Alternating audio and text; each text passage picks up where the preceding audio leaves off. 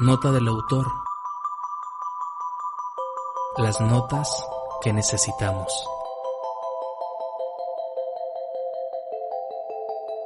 Bienvenidas, bienvenidos. Gracias por encontrarnos de nuevo.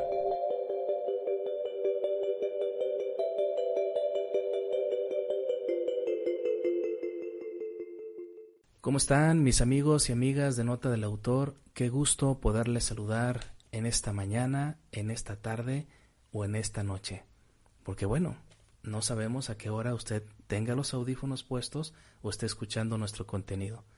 Les saludo con mucho gusto y le mando un gran abrazo. Jaime Gómez Castañeda, fundador de Nota del Autor. Como ya se dio cuenta, el título de este episodio número 71 dice Bioética y se trata de compartirle una conferencia dictada por mi paisano doctor en neurociencias Rodrigo Ramos Zúñiga. Voy a omitir en esta presentación del material su trayectoria, ya que la vamos a escuchar en la siguiente presentación. Bueno, les comparto brevemente el contexto de esta presentación. Fíjense que el Sindicato Nacional de Trabajadores de la Salud, sección 28, Jalisco, me invitó a participar con dos conferencias el lunes 27 de septiembre y el 29 de septiembre de 2021. Bueno, presenté mi información, la pasé muy a gusto, la pasé muy divertido y compartí el conocimiento.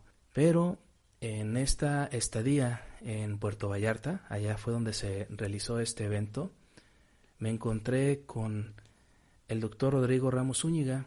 Yo lo había escuchado por Radio Universidad y pues me parece una persona sumamente preparada, es un científico y del cual tenemos que estar orgullosos no solamente en Autlán de Navarro, Jalisco, sino también en el país, por sus grandes aportes a la ciencia. Bueno, pues después de escuchar su conferencia, tomé algunos apuntes. Se me hizo de gran trascendencia el tema de la bioética como un tema necesario que tiene que llegar a todos los lugares relacionados con la salud. Vamos a escuchar más adelante lo que nos dice el doctor acerca de esto, la bioética y una cultura que empieza a emerger con este concepto. Está sumamente interesante. El podcast pues dura un poquito más de una hora, pero le aseguro que cada segundo vale la pena. El doctor Rodrigo Ramos Zúñiga, al finalizar su ponencia, salió del auditorio y pues ¿qué creen? No perdí la oportunidad de interceptarlo e intercambiar ahí algunos comentarios. Es una persona bastante amable, sencilla, con la intención de compartir el conocimiento a cualquier persona, con una calidad humana increíble. Lo van a escuchar en esta conferencia y se van a dar cuenta que es pues totalmente cierto. Muy bien, pues sin más les dejo con esta ponencia. Espero que les haga reflexionar sobre esta propuesta que yo creo que dentro de poco va a ser una gran realidad en nuestro país y va a tener un impacto en beneficio del personal de la salud y desde luego de los pacientes o de los usuarios que en algún momento dado pues requerimos atención en lo que respecta a nuestra salud. Les dejo y les invito a continuar con Nota del Autor visitando nuestro blog notadelautor.com. Sígase cuidando, por favor, aún seguimos en pandemia.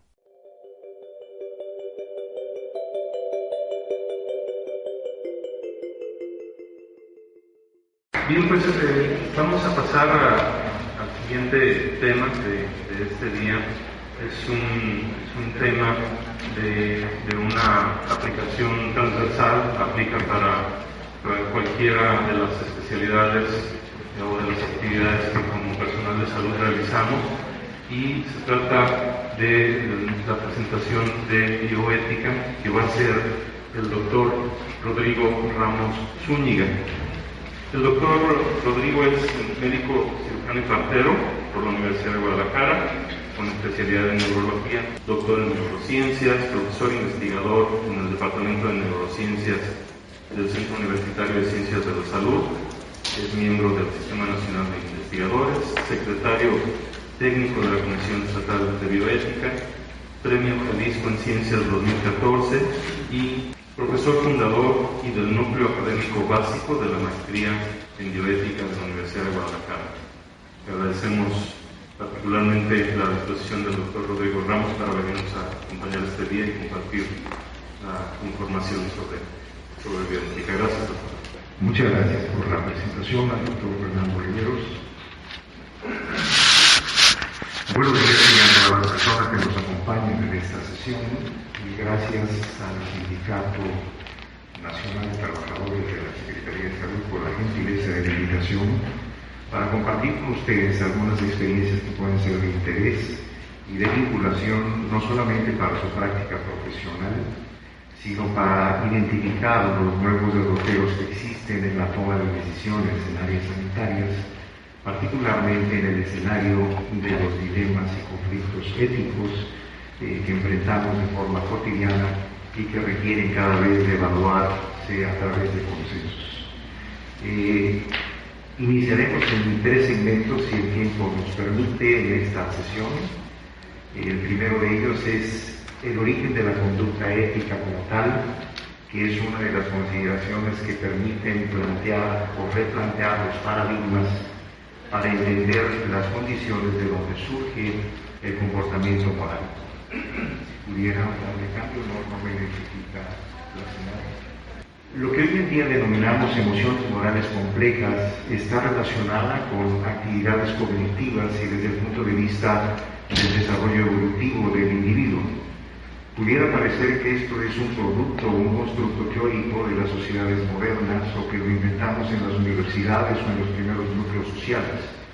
Pero en esta primera parte veremos que existen componentes inherentes a la filogenia y al propio desarrollo evolutivo, en donde existen elementos neurobiológicos que nos hacen proclives no solamente a vivir en una sociedad, sino a identificar cuáles son los parámetros que nos permiten pensar en nosotros. Y este fenómeno, que en términos también de la neurociencia cognitiva identificamos como la empatía emocional y la empatía cognitiva, deriva entonces de uno de los elementos más importantes que nos permiten identificar. Bueno, retomamos. En los próximos minutos veremos algunos elementos inherentes a la emoción y la cognición, cuáles son algunos de los sustratos de las redes neuronales involucradas en la conducta ética y las implicaciones que esto tiene para la bioética. Este tema lo veremos de forma muy reducida porque es la introducción al tema subsecuente y ha sido la aclaración que esta presentación no representa conflicto de interés de ninguna categoría.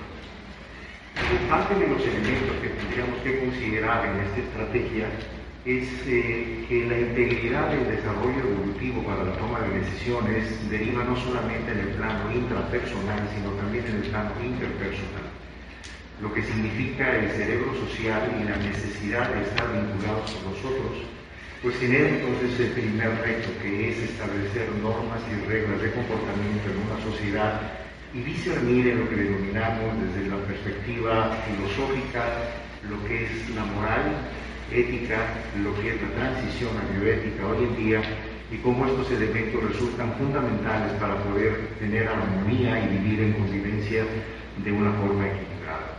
Por ello, la interacción social pues, ha sido un elemento determinante para poder entender este sustrato, que es la imagen central de la Capilla Sixtina con un trasfondo del cerebro, que más que la visión reduccionista de un órgano, se vincula con que la toma de decisiones y el desarrollo de las habilidades de cognición del ser humano empiezan cuando tiene la capacidad de conciencia, es decir, reconocerse a sí mismos y a los demás.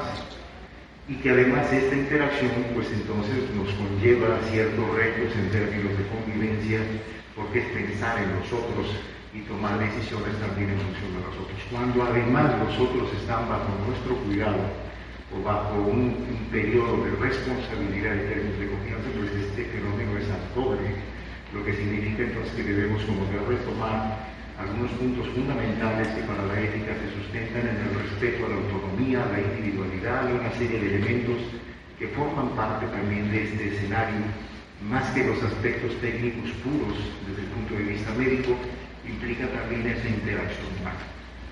hoy en riesgo porque por más que existen tendencias que cada vez nos están invistiendo más en donde se pretenda reducir la relación médico-paciente a una relación contractual, es nuestra responsabilidad mantenerla como una relación humana y que esto permita que esta interacción nos lleve entonces a agotar todas las posibilidades más allá del margen técnico de una prescripción o de un recurso diagnóstico bajo este tipo de circunstancias. De acuerdo a estos elementos, el reto que sigue es el libre albedrío, porque si bien determinamos este surgimiento de nuestras habilidades para relacionarnos con nosotros, el paso que sigue es lo que tomamos y no tomamos, lo que elegimos o no elegimos, y en este libre albedrío, por eso, para los críticos de arte, pues la mano no hace contacto con la realidad, porque finalmente tomará la decisión de si lo asume o no como un vínculo que pueda formar parte de sus decisiones futuras. Estos elementos de arte para los críticos definen también mucho de la historia de los elementos que hoy nos ocupan. Por mucho tiempo el cerebro, a propósito de la teoría cardiocéntrica que sigue vigente en nuestra cultura, el cerebro fue un enorme desconocido.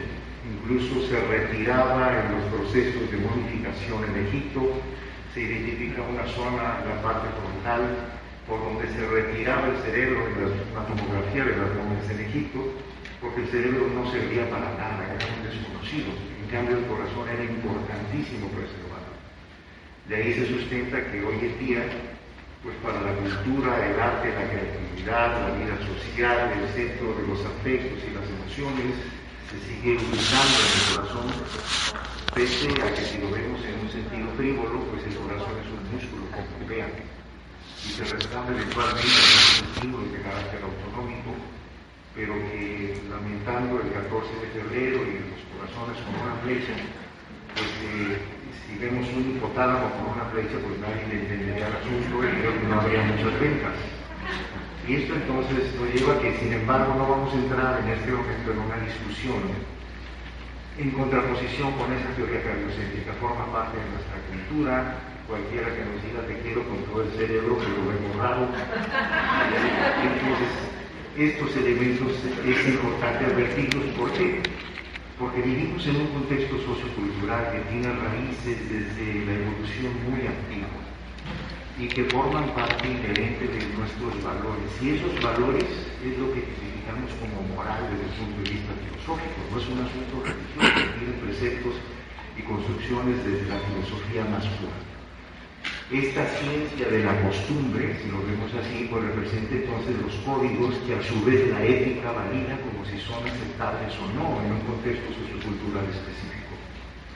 Por ello, es importante advertir que todos estos elementos de la evolución, cómo avanzamos en el lóbulo frontal, que eso es cerebelo, tenemos 6 capas corticales que nos permiten tener dominios cognitivos de diferente índole y que el objeto es justamente ir avanzando en cada uno de estos elementos que nos permiten mejorar nuestra capacidad de socialización.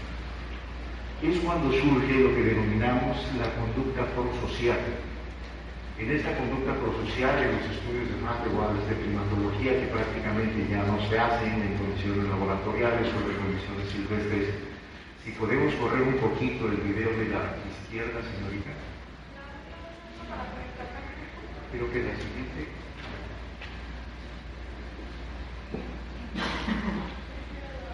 Esa, muy bien. Perfecto, no, con ese está bien. Aquí lo hago yo. Todos somos primates. De tal forma que en este estudio de los chimpancés, fíjense, es de 1937, y ya nos establece el valor de la cooperación. Cuando tienen hambre, los dos primates traccionan la cuerda, cooperan y hacen un trabajo conjunto para mejorar su vida social, para obtener resultados mutuos de beneficio. Pero ¿qué es lo que pasa cuando a uno de estos animales, al chimpancé, se le dio de comer antes? Pues ya no tiene el mismo interés.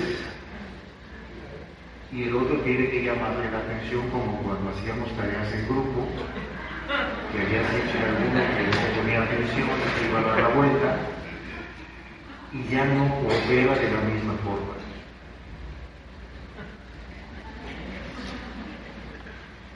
La cooperación entonces tiene vínculos neurobiológicos primarios, no la inventamos en este siglo. Y esto nos habla de cómo estos precedentes, veremos, representan los fundamentos neurobiológicos de la conducta ética, lo que nos hace entonces proclives a pensar y a buscar este factor de sinergia y de interacción social.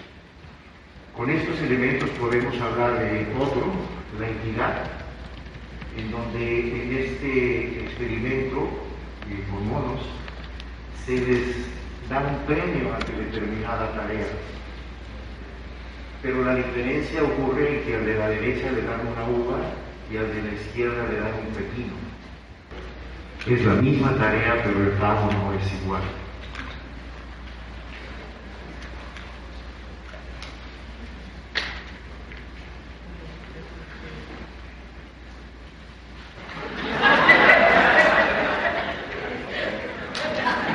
Y vuelvo a intentarlo, tal vez se equivocaron. Tal vez si son honestos y si nos van a dar una uva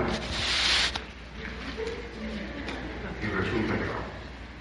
La equidad, la justicia, las diferencias en términos prosociales tienen también precedentes desde el punto de vista conductual más primario, lo que nos habla de cómo estos elementos van refinando en su oportunidad lo que denominamos hoy en día la dimensión moral del cerebro humano. En esta imagen que he diseñado, hablamos del primer bloque, que es la autopreservación. La primera respuesta, la más primitiva y probablemente la más reactiva, cuando hay una circunstancia extraordinaria, particularmente de riesgo, pues es protegernos y defendernos. Pero subsecuentemente lo que sigue es la preservación de nuestra red génica primaria, que es ahí donde entran pues, nuestras familias, nuestros hijos, nuestros pueblos, etcétera, que en ese orden de importancia vamos tomando las decisiones. Luego ocurre con la preservación de las redes afiliativas, que es donde entran los amigos, los que coinciden con la profesión, con los que nos identificamos, los grupos sociales con quienes nos congeniamos. Y finalmente entran los otros, entre comillas, pero los otros pues representan un mundo vasto y enorme que no por estar en esa posición tienen menos importancia. De ahí surge uno de los primeros ejemplos a partir de los cuales la neuroquímica y la neurobiología nos puede situar en lo que denominamos la maternalización cerebral, que es cuando pensamos en nosotros. Una madre gestante en el reino animal tiene una serie de cambios bioquímicos en la etapa, sobre todo en el último periodo del embarazo, en donde el aumento gradual de oxitocina, dopamina, elementos de carácter que inducen la relación afiliativa y de vinculación, hacen entonces que la madre busque un nido, procure un espacio limpio, identifica que esté lejos de depredadores, que coincida en un sitio que esté protegido ante el invierno, ante las condiciones ambientales. Es decir, es un cerebro que cambió. Ya no está pensando en su propia subsistencia, está pensando en las crías que van a llegar y está preparándose para ello. Eso ocurre de hecho en el ser humano. De tal forma que es uno de los primeros ejemplos que podemos hablar de que la maternalización cerebral es uno de los primeros vínculos conductuales para pensar en los otros. Y que esto va definiendo lo que sucesivamente determinará las conductas que denominamos emociones primarias, que son las emociones básicas, y las emociones morales complejas que están diseñadas para la convivencia en una sociedad, y que es donde entra entonces la interacción de la empatía emocional y la empatía cognitiva. La gratitud, la cooperación, el altruismo, la solidaridad, compasión, consolación, reciprocidad, la expectativa, entendida como esperanza, la resiliencia misma, son todos elementos que forman parte de este escenario de lo que representan las emociones secundarias o las emociones morales complejas. Creo que con esta primera parte cerraría esta primera presentación, centrando en dos elementos: la empatía emocional, que es probablemente uno de los vínculos más fuertes, más primarios, y que ocurren desde etapas muy tempranas, y la empatía cognitiva, que ocurre en un proceso inmediato posterior y que requiere de elementos aprendidos de manera formal y no formal que van consolidando estos elementos. Un ejemplo de esto, que es la empatía emocional y la empatía cognitiva, la podemos identificar en el bostezo, que es lo que denominamos la empatía y la sincronización cerebral. Viene un ejemplo que no vamos a entrar en él en una diapositiva pasada, pero cuando alguien en el salón empieza a bostezar, a los 5 o 10 minutos todos están bostezando, y que entre paréntesis es una señal que uno debe atender para terminar pronto porque no nos están haciendo caso. Pero eso es un fenómeno de sincronización cerebral. Hay una conexión de nuestro cerebro y hay este espacio de sincronía, de manera que eso de los que nos caen bien o no nos caen bien tiene una fundamentación desde el punto de vista neurológico. ¿Quién lo ha llorado en el cine con el protagonista o la protagonista, por ejemplo? Es decir, sentimos lo que es el sufrimiento de los otros, sentimos lo que está pasando por nosotros. Ese es el primer enlace, que es la empatía emocional. Sentir lo que sienten los otros. Y la empatía cognitiva es aspirar a comprender por qué estás sintiendo lo que estás sintiendo. Ya es un elemento de cognición que nos lleva a interpretar otro tipo de elementos que podemos centrarnos en algunos ejemplos que entre paréntesis se traducen en alteraciones que potencialmente pueden entrar en la psicopatología. La pérdida de expectativa, por ejemplo, pues es uno de los elementos claves de la depresión, como ustedes saben, y la primera clasificación por el profesor Beck no le llamó escala de depresión de Beck, le llamó escala de desesperanza de Beck. Lo que hablaba entonces de cómo cuando estas emociones se alteran pueden traducirse en una condición que afecta este tipo de condiciones. Con esta diapositiva terminamos este primer bloque. La doctora Rebecca Sachs da un beso a su bebé en una resonancia funcional en el Tecnológico de Massachusetts. Y esta imagen configura no solamente el plano de la estructura anatómica, sino cómo existen zonas que se activan simultáneamente en los dos cerebros, que establecen los vínculos afectivos, establecen la conexión visual, establecen incluso hasta el cerebelo se activa en el bebé, lo que habla entonces de la relevancia de los relevos cognitivos en vías que antes que pensábamos que eran puramente motoras o de coordinación. Y estos son ejemplos de cómo sí ocurre este proceso de transferencia cuando estamos en contacto con los demás, lo que nos genera entonces que la sustentación de la conducta ética tiene precedentes filogenéticos que son parte de nuestra historia, y que es lo que nos hace ser solidarios, y que en la relación humana que se gesta en el escenario clínico y médico, pues es entonces algo que fundamenta muchos de nuestros patrones conductuales, el pensar en nosotros, sobre todo cuando están en una condición de vulnerabilidad. Y en estos dos escenarios, porque tenemos los que están en condiciones vulnerables y los que han sido vulnerados, de manera que esta situación nos lleva a un proceso de mayor ampliación. Si me permite hacer el cambio de presentación. Hasta aquí en esta primera parte, no sé si hay algún comentario que quieran hacer, si me permite la dinámica. Sobre las filias y las fobias moralmente aceptadas por los grupos. Está bien visto que la gente que tiene exceso pues consume excesivamente, por lo general, ¿no? A perros se les nombra duques ingleses y todas las personas tienen que darle pleitesía como un duque, mientras hay gente que muere de hambre como un dólar. Entonces estas fobias y filias moralmente aceptadas es para la preservación y la coherencia del grupo. La pregunta es entonces, si yo me salgo como grupo, tengo que excluir otro grupo, ¿hay futuro para la humanidad? El equilibrio es uno de los objetivos y de los retos más importantes en el esquema de los códigos de conducta universales. Parte de las limitaciones para generar un código de ética universal es que estamos ante una diversidad, ante un mundo heterogéneo, serie de componentes de tipo social, moral, político, económico, religioso, que es per se diverso. Entonces, lo que busca la ética y la bioética es, en un escenario laico, secular, aspirar a que tengamos al menos lo que denominamos la teoría de los mínimos. ¿Cuáles son los mínimos aceptables que de forma universal podemos asumir como válidos en la sociedad? Independientemente de sus creencias, de su credo político, de sus conductas regionales, etc., el objetivo justamente es el ¿por qué ha prevalecido la ética y la bioética como tal, como una disciplina que engloba o incluye varios de los otros elementos?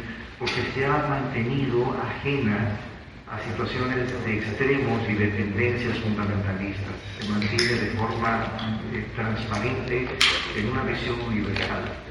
Ese es un primer punto clave que es el que nos podría permitir respetar las individualidades, los regionalismos y las tendencias que son respetables, cualquiera que éstas sean, pero aspirar a tener una vocación universal común. Y esto es entonces el reto de la ética y la bioética. Por ello aplica como en la educación, es decir, pensar globalmente y actuar localmente, de acuerdo a las condiciones de nuestro contexto. Y sin entrar en discusiones de que por qué en Asia actúan de una forma y ahí puede ser válido moralmente para ellos, o por qué para los musulmanes puede ser válido algo que para las otras comunidades pudiera no serlo, etcétera. No es el punto de discusión, esas son decisiones muy respetables en el contexto regional.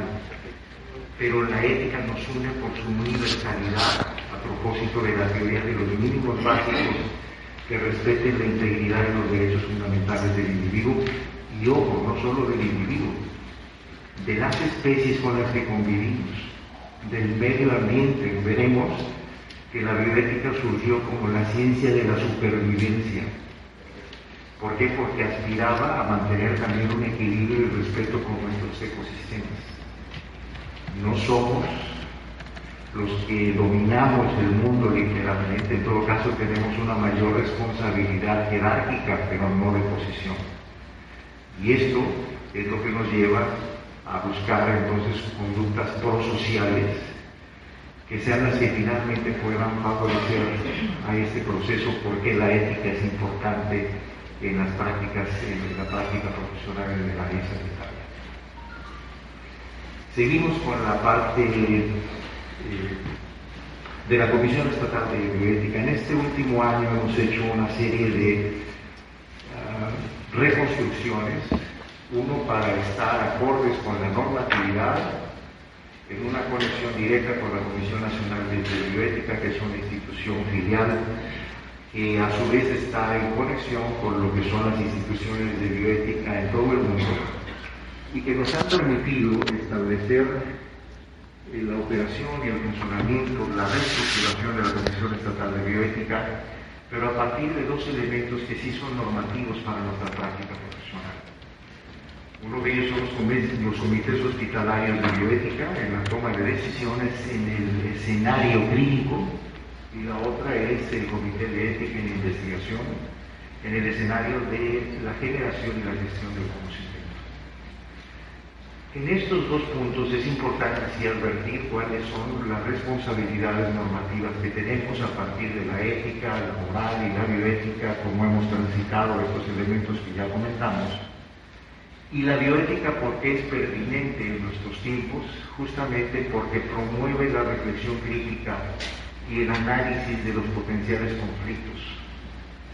Y justamente la idea es anticiparse de esta habilidad cognitiva de la predicción, no la de la bola de cristal, sino de la predicción de los fenómenos para poder tomar decisiones. Por ello no se trata como de fincar posturas o posturas extremistas. La bioética busca generar espacios de reflexión y de discusión crítica en construcción. Y esto es lo que indudablemente nos llevará a escenarios en donde ante algún dilema o conflicto de toma de decisiones en el campo clínico, pues está el comité de ética, consúltenlo. no es ya tomar las decisiones el individuo con todo el peso moral y eventualmente legal que representa una situación de un conflicto ético en la práctica hospitalaria. Deben existir comités de ética y reunirse de forma regular para que este tipo de conflictos puedan dirimirse y tomar la mejor decisión pensando en el individuo. Yo he insistido de forma constante en una máxima que me parece que sigue siendo vigente. Cuando en un conflicto o dilema no tengamos la certeza científica absoluta, al menos debemos de tener la certeza moral de que estamos procediendo de la forma correcta en el sentido de preservar la autonomía y los derechos del individuo en cuestión. Y esta es una situación que sigue siendo vigente en este contexto, más allá de lo que son las diferentes corrientes y constructos que existen hoy en día de la bioética. La utilitarista, la universalista, la personalista, el principialismo, que es el que más aplica para la región de Norteamérica, y que en el caso de la Comunidad Europea corresponde con lo que son los preceptos bioéticos, que son muy parecidos. Cada una de ellas finalmente coinciden o confluyen en puntos comunes. Lo que para uno representa el valor del individuo y de la corporalidad en un todo, pues representa entonces la no maleficencia, la beneficencia, y que si lo vamos viendo desde más atrás, pues representa el primero no dañar, que eso no lo inventamos ahora, tiene desde el juramento hipocrático también. El asunto es que hemos tenido que ajustar a las necesidades contemporáneas del juramento hipocrático, pero sigue teniendo como muchos de esos principios aplicados. De tal forma que, hablando del principialismo, estos elementos son los que más coinciden con nuestra cultura occidental y son los que más se ponen en práctica, aunque existen diferencias para algunas áreas en Latinoamérica, pues utilizan otro tipo como de preceptos, no están muy de acuerdo con las teorías norteamericanas. No se trata de aquí de situaciones geopolíticas, sino de evaluar en todo caso qué es lo que aplica para nuestro contexto sociocultural. De tal manera que cada uno de estos elementos nos ha permitido diseñar lo que, por ejemplo, en este ejercicio, para el personalismo representa la defensa de la vida física, para el principialismo bioético pues representa la no maleficencia.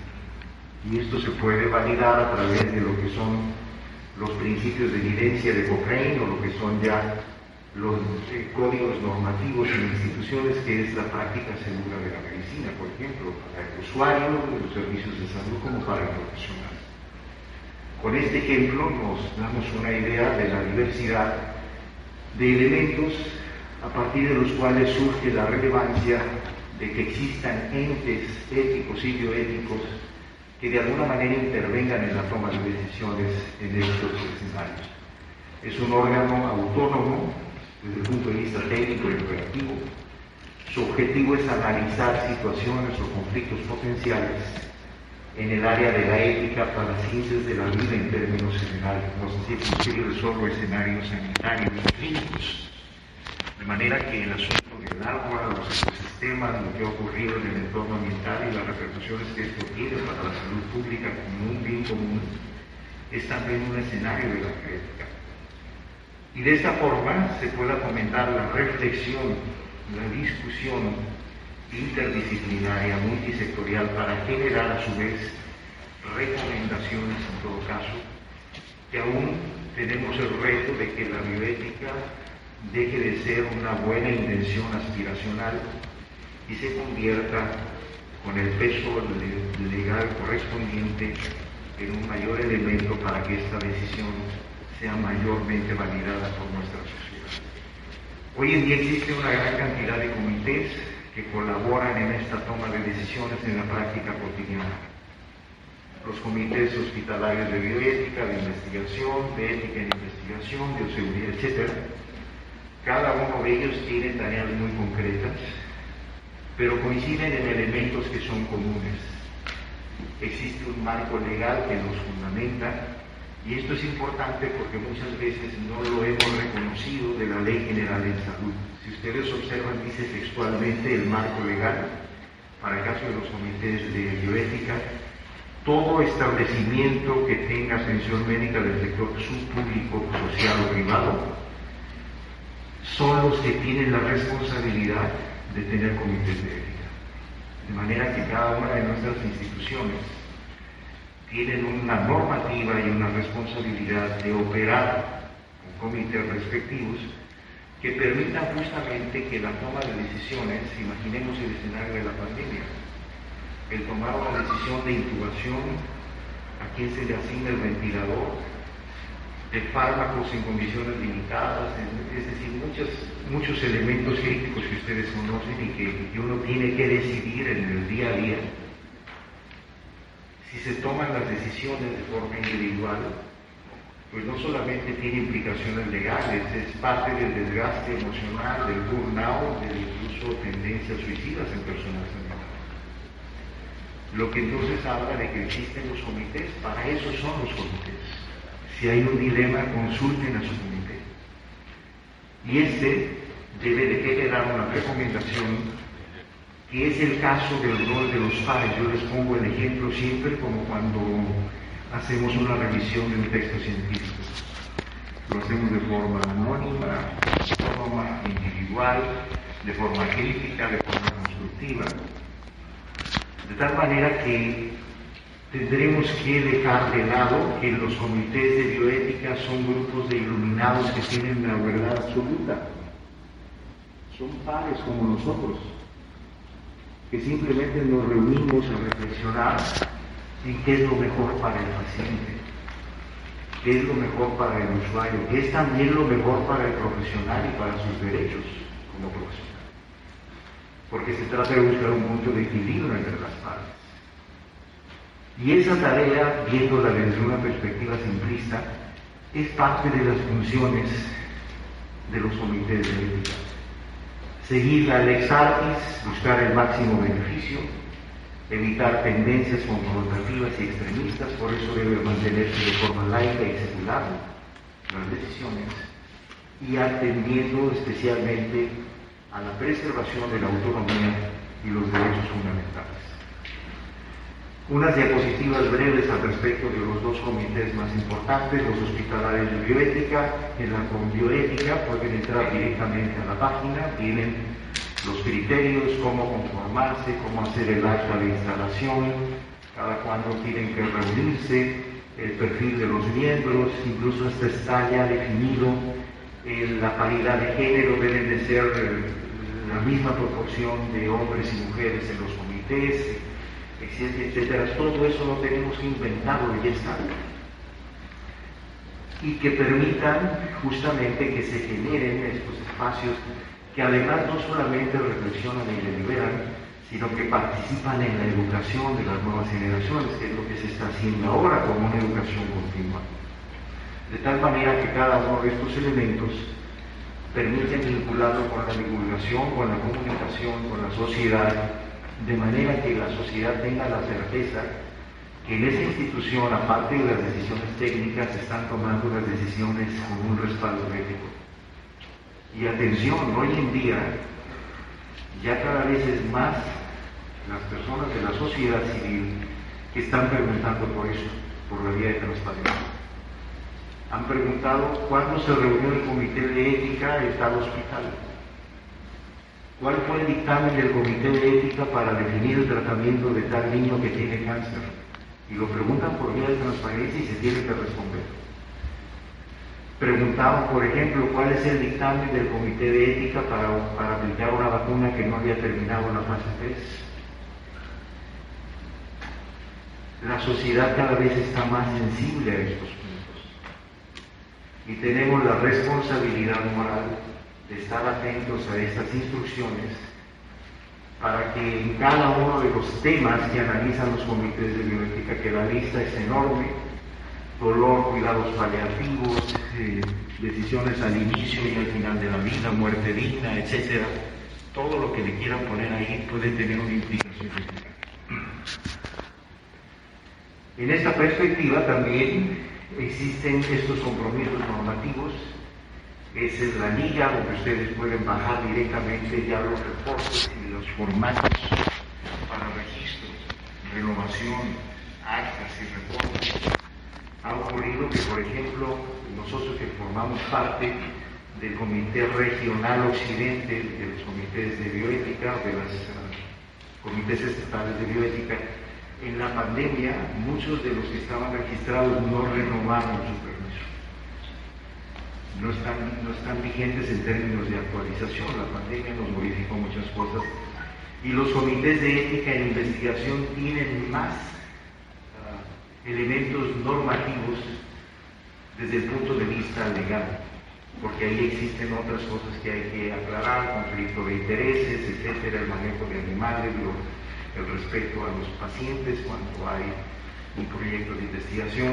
Estos son ejemplos que no están claros, pero simplemente ustedes los pueden bajar, pero creo que son totalmente gratuitos de qué es lo que hay que llenar para integrarse. Lo mismo ocurre con los comités de ética en investigación, que insisto, de nueva cuenta existen elementos normativos en la Ley General de Salud, en donde aquellos sitios que tienen generación o producción de gestión del conocimiento tienen la responsabilidad legal de tener comités de bioética. Como ustedes saben, hoy los protocolos en el registro estatal de investigación, si no tienen una validación de un comité de ética, no se aceptan. En una publicación científica, si no tienen el dictamen del comité de bioética, no los aceptan, aunque técnicamente esté bien lo demás.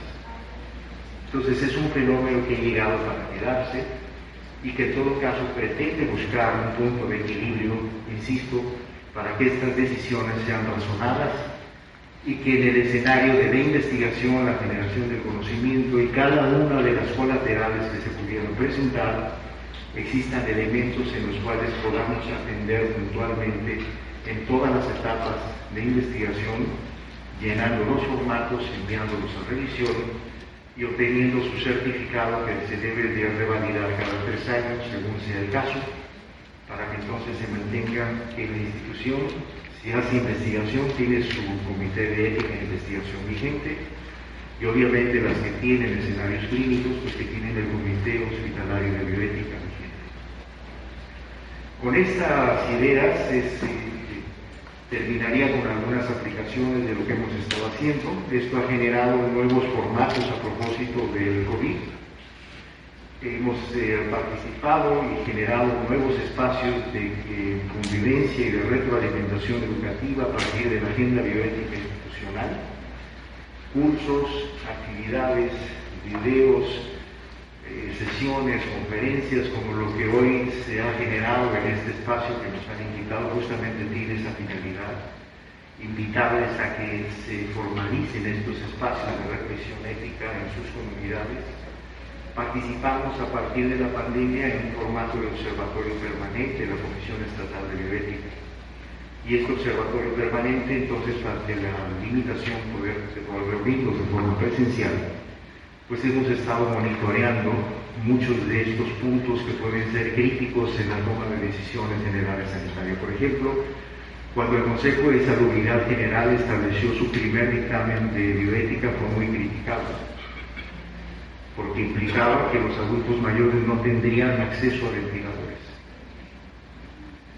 Muchos entonces hicimos un pronunciamiento al respecto y se cambió. El que es actual es modificado, ya había salido otro.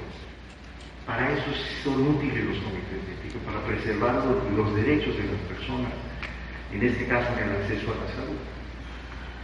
Y que permite entonces que como esto, en conjunto con el bioderecho y otro tipo de recomendaciones, podamos también hacer aceleraciones desde el punto de vista técnico. La bioética, pues no solamente reunirse y tomar café y deliberar del problema que tenemos enfrente, sino generar propuestas técnicas acordes a la comunidad internacional. En escenarios como la pandemia, describimos las otras curvas de la pandemia, que no solo es la curva biológica y la curva que nos describen los epidemiólogos, está la curva de lo no COVID, la curva de los crónicos degenerativos, la curva socioeconómica, cultural y educativa, la curva del personal sanitario, la curva del burnout y de la salud mental del personal de salud, y muchos otros elementos que normalmente son inadvertidos.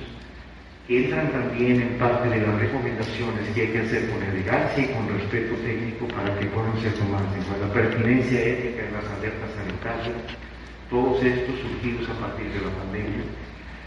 La perspectiva social de la protección al personal sanitario no solo es el cubrebocas y la careta y el vestido, son sus derechos sociales, el traslado, el derecho a no ser agredidos en la calle porque portan el uniforme, el que se abriera un espacio especial en la Procuraduría, en la Fiscalía, para atender delitos de agresiones específicos para el personal sanitario en este tipo de escenarios. Hay muchas determinantes sociales en salud, como también se ha postulado las determinantes morales en salud que tienen que ver con esto. En este año terminamos el libro La cultura bioética para la sociedad contemporánea, que estará en el escenario de la FIL, aspirando a que la toma de decisiones en la sociedad, hay que involucrar a la sociedad y que tengan la certeza de que la toma de decisiones está en función a la ética. Y estos son los eventos que tenemos en puerta. El viernes empezamos un curso interdisciplinario que es los viernes y terminamos el primer viernes de enero. Pueden registrarse en la página de Facebook de la Comisión Estatal de Bioética, están los datos y los datos de Twitter que les pasaré al final. Y en el marco del Día Mundial de la Bioética tendremos un conversatorio con dos conferencias: la bioética en los cuidados paliativos, con un estudio metodológicamente muy sólido que realizamos en la área metropolitana y cómo percibe la ética y la bioética los cuidados paliativos en el país. Y la objeción de conciencia a propósito no solamente de los dictámenes, de los procesos de judicialización de las decisiones médicas, que viene una tendencia en ese sentido, y estar atentos entonces a los límites y alcances de la objeción de conciencia como tal. Este es el código de ética que también ya está disponible, el código de ética de la institución.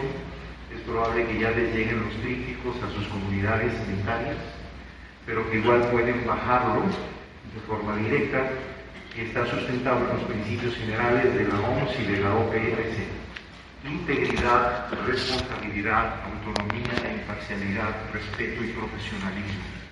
Cada uno de ellos se desarrolla y representan entonces los códigos de ética, no de los que existían antes, que hablaban de la corrupción, la transparencia y de procesos administrativos. Este es el código de ética del personal de salud, de quienes estamos involucrados en el contacto con pacientes. Y esto entonces nos marca otra estrategia. Esta es la página de Facebook, que también pueden visitarla. Y en estas direcciones o ligas pueden consultar información científica de divulgación sobre estos puntos. ¿Tenemos? ¿Podemos pasar el video si están amables? Ya que lo tengan, le ponen pausa. Es el que está abajo.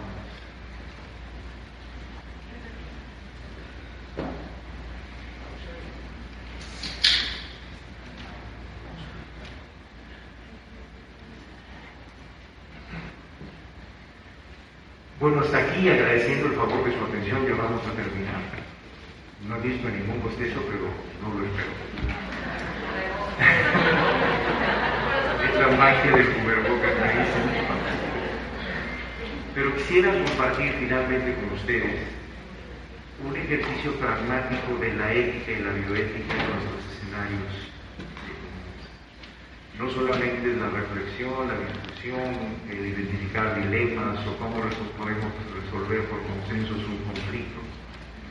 A propósito de la empatía y la sincronización cerebral, con nuestros alumnos en el pregrado y en el posgrado, en la materia de bioética también, en la universidad, diseñamos un exoesqueleto que es como un simulador, y se vincula con la transición demográfica que nos está llevando a una transición epidemiológica. Ya no somos una población de jóvenes, somos una población de adultos mayores. Y esto nos está llevando, pues entonces, a que haya más evidencia de procesos crónico-degenerativos. La vida media aumentó por muchas razones, como ustedes saben, Y parte entonces de las limitaciones y de los retos que tenemos en las sociedades, cómo tratamos a los adultos mayores que además ya tienen deterioro cognitivo y una serie de otras alteraciones.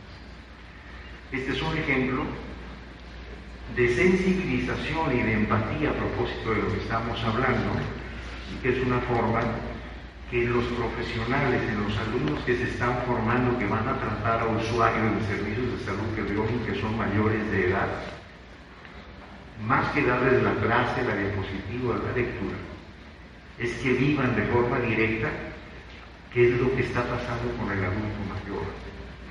Y de esa manera tener una perspectiva más clara de la empatía y de la dignidad como merecen ser tratados. Por favor.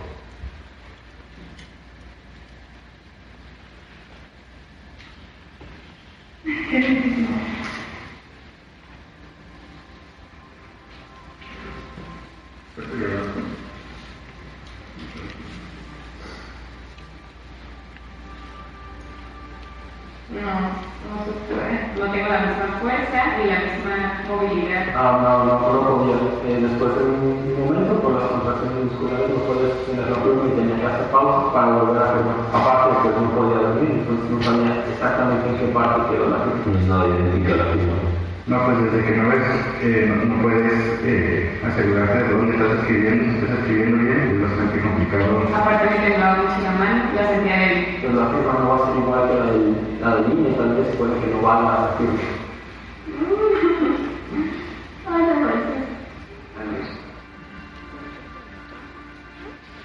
No, ni verlos, ni poder identificarlos. No, la verdad es que como si llevo trabajo. No podría llegar a ser peligroso. Me costaría mucho trabajo no cortarme o cómo hacer el movimiento fino para hacer el corte bien. Sería peligroso, no estoy muy seguro como tal porque no tengo tanta seguridad en las manos ni mucha firmeza.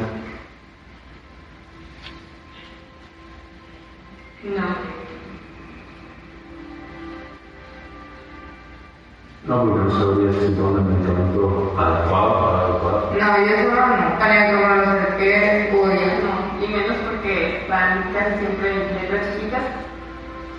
No, algunas palabras no distingo. Por ejemplo, ahorita te escucho, pero no completamente. O sea, algunas palabras sí, entonces puedo inferir lo que me están diciendo, pero otras cosas no. Sí te escucho, pero no escucho como normalmente escucho. La misma pena no te he dicho que, ¿me puedes hablar más fuerte o me lo puedes repetir?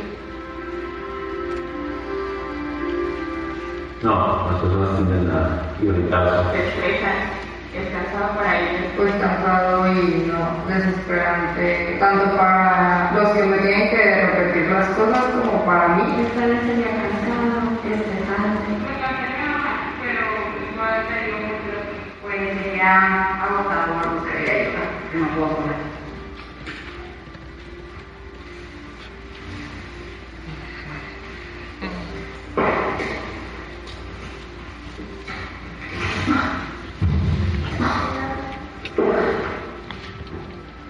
Observa el rol del cuidador.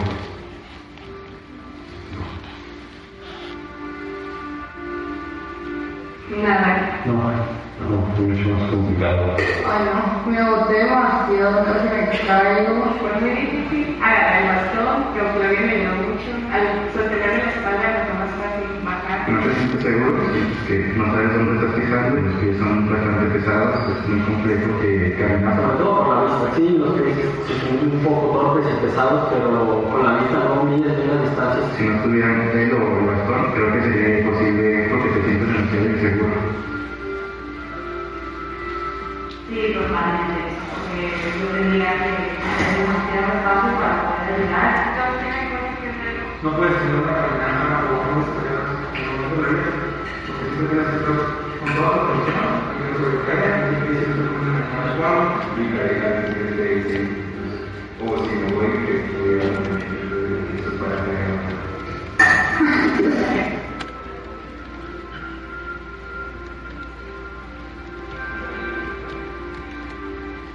Desesperante. Sientes miedo, sientes impotencia porque te gustaría hacerlo tú sola y si no hay nadie que te ayude y que ahora que te posible para hacer tu solo. Muy difícil porque no sabía cómo colocarlo para no lastimar y para que no me lastimara.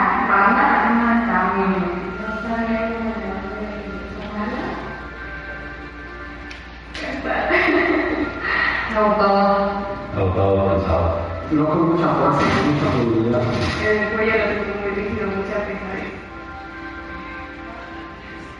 No, de alguna manera no estaba bien. Uno no puede problemas.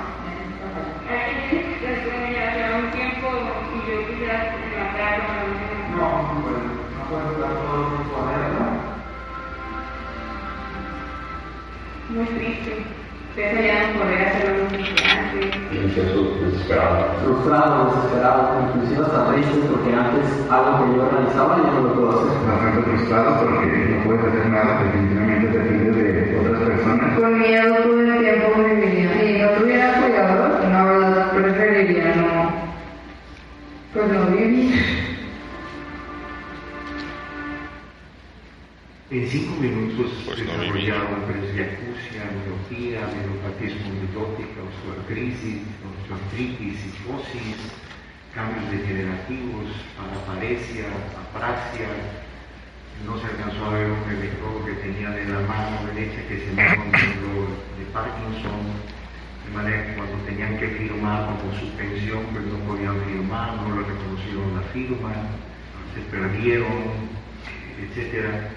Este es el escenario de la y cuando los estudiantes los invitamos a que porten este exoesqueleto, reconocen el valor de la empatía y la percepción sobre el término de dignidad, que es uno con lo que vamos a terminar. Para algunos en Latinoamérica, sorprendentemente han dicho que la dignidad no sirve para nada, pero finalmente en términos de la ética y la bioética, la dignidad no solamente es un ente que nos da identidad y que nos permite ser respetados como tal, es un recordatorio de respeto y es parte de lo que resultó en una investigación que estamos por publicarlo también, los resultados de cuál es la percepción de las personas antes y después de haber usado el exoesqueleto, y si además le agregamos cuando menos aplicar el Mini-Mental para evaluar su función cognitiva, pues ya tenemos también un parámetro de ejercicio al respecto. Pero este investigador que trabajaba con personas en etapa terminal, cuando les cuestionó qué era lo que desearían que sus médicos lo hubieran tratado distinto, curiosamente en sus resultados no encontró que tenían los fármacos un tratamiento extraordinario, maravilloso. Lo que pretendían y lo que coincidieron todos es que nos vean a los ojos cuando nos hablan, que toquen la puerta cuando entran a la habitación. En un escenario en un hospital que tiene puertas, hay muchos que no tienen puertas, pero están pidiendo respeto, y eso es inherente a la dignidad. Espero que estas reflexiones éticas y bioéticas puedan sustentar en su práctica diaria la relevancia que esto tiene más allá de los escenarios técnicos, e invitarlos a que se acerquen a las actividades de educación que está generando la Comisión Estatal de Bioética. Muchísimas gracias por su atención.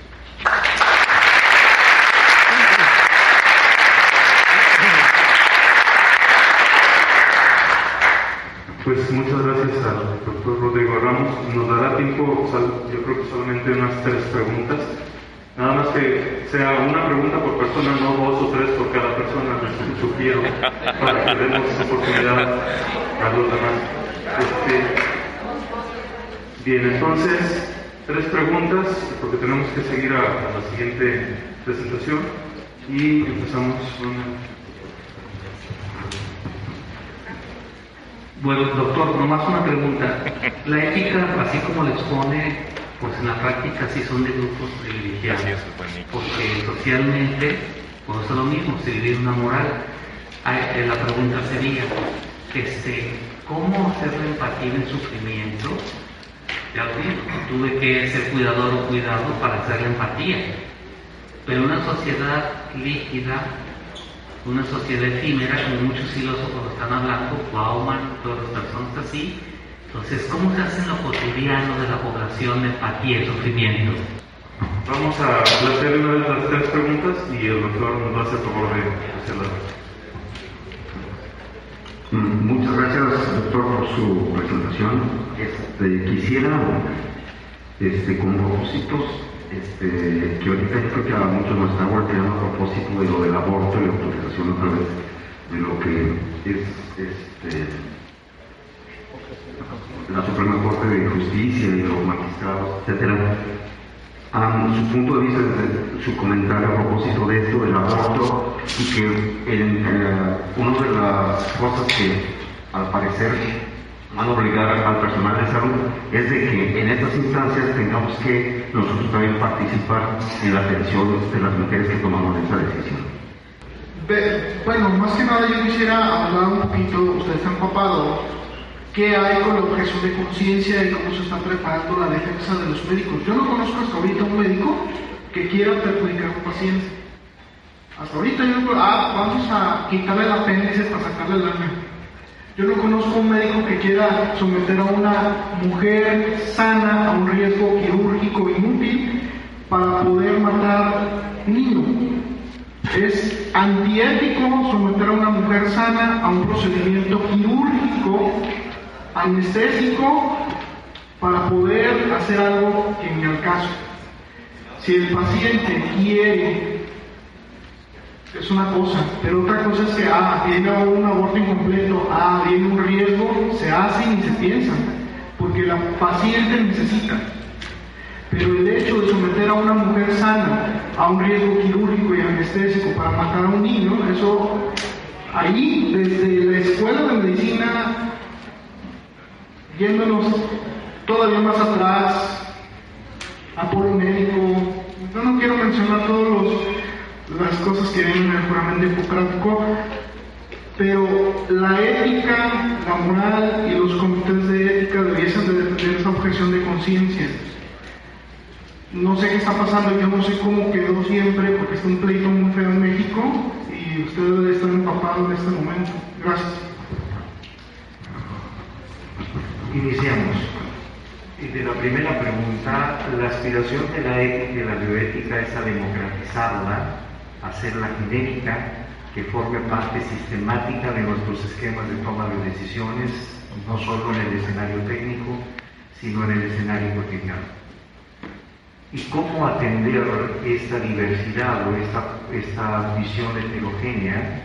Pues es parte entonces de que la equidad, el respeto, la justicia, la autonomía, la beneficencia, la norma, es justamente eso, es buscar como términos de equidad en esa toma de decisiones. ¿Quiénes integran la Comisión Estatal de Bioética, por ejemplo? Representantes de las personas con discapacidad, representantes de instituciones privadas, representantes de instituciones educativas, instituciones universitarias, representantes de áreas ambientales, del desarrollo sustentable y el medio ambiente. Es decir, justamente es como para identificar en esa diversidad las sinergias más que las diferencias.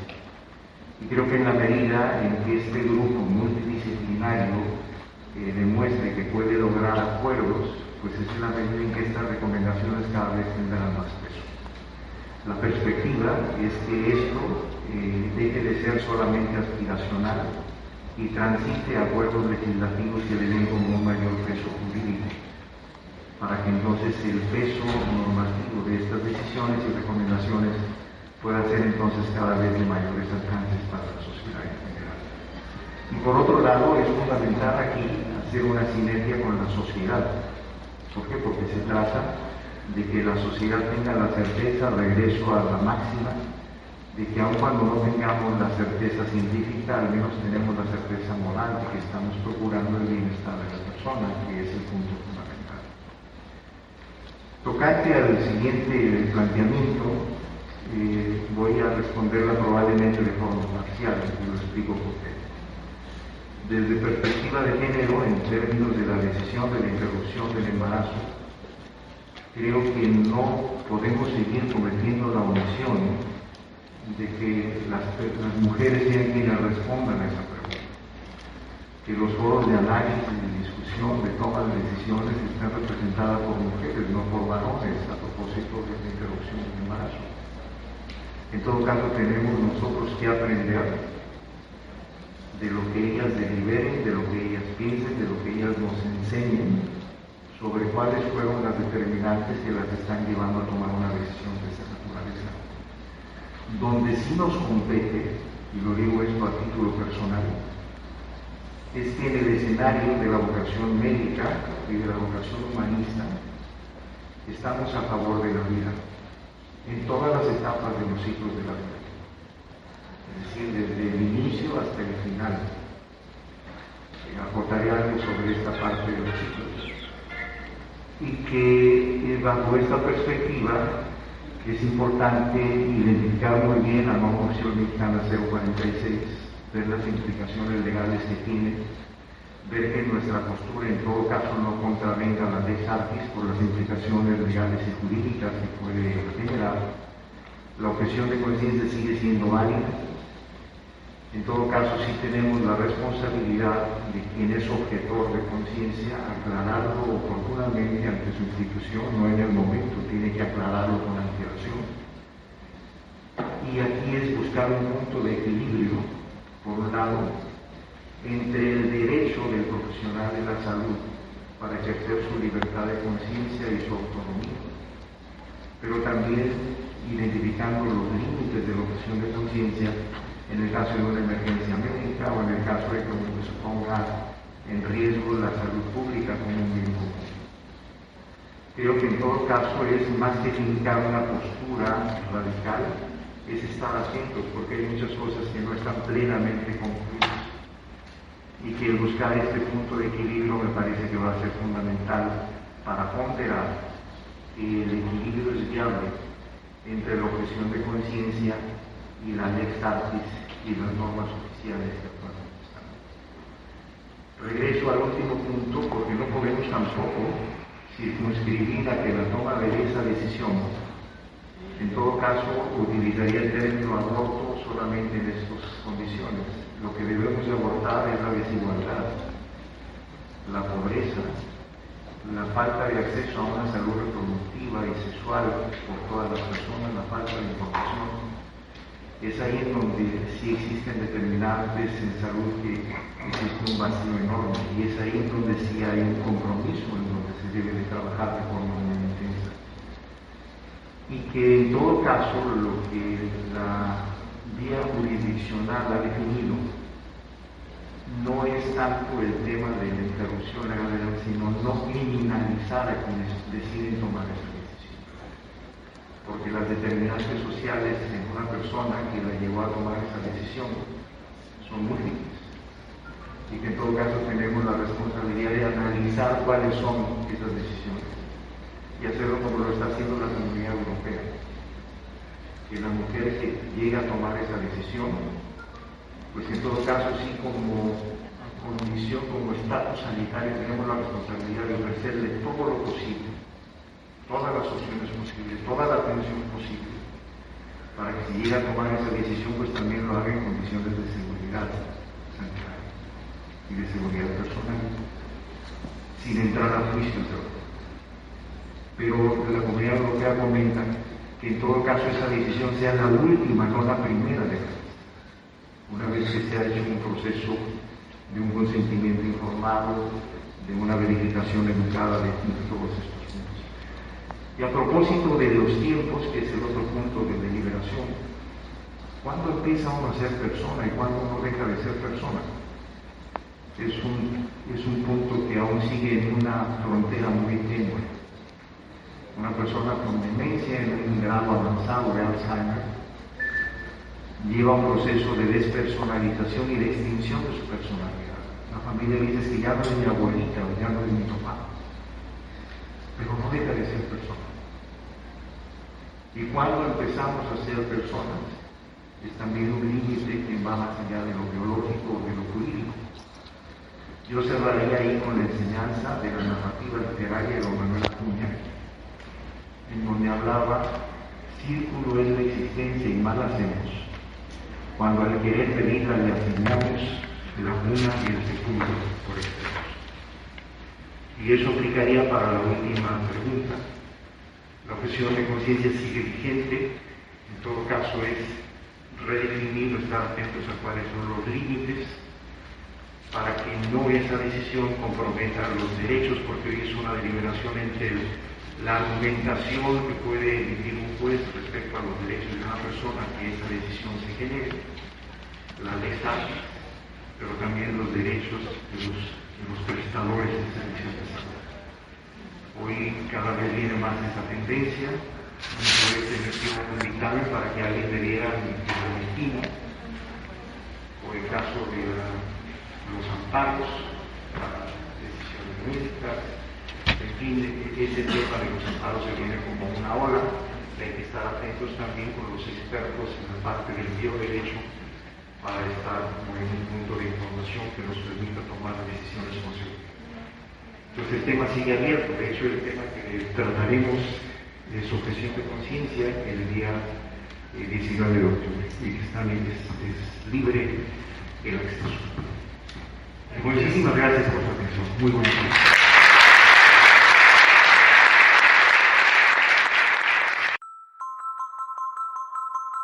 Gracias por escucharnos. Hasta la próxima, Nota del Autor.